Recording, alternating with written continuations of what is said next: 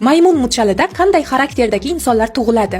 Maymun bilimdon, faktlarni yaxshi eslab qoladi, raqobatni sevadi va ko'pincha raqiblarini yengadi, chunki u vaziyatlardan va boshqalarning xatolaridan ustalik bilan foydalanishni biladi.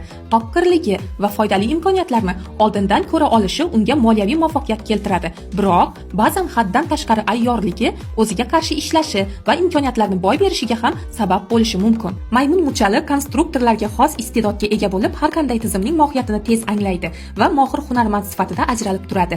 Uning ajoyib hazil tuyg'usi hamda bolalarcha samimiyligi uni odamlar orasida mashhur va kirishimli qiladi. Hayratlana olish qobiliyati esa keksayganida ham ruhiy yoshligini saqlab qolishiga yordam beradi.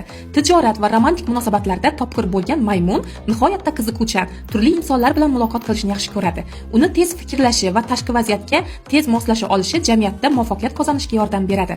Muchal egalariga jo'natib qo'ying, men esa davom etaman. Maymunlarning ijobiy xislatlari. Eng murakkab vaziyatlarda ham topqirlik, ixtirochilik va kuchli intellekt, yangiliklar, modernizatsiya va innovatsiyalarga moyillik, moda va stildagi yangi tendensiyalardan xabardorlik, badiiy iste'dod va ijodkorlik, aktyorlik qobiliyati tufayli ommaboplik, yaqinlariga yordam berishga tayyorlik, muammolarni noodatiy usulda hal qilish qobiliyati, voqealar rivojini oldindan seza olish.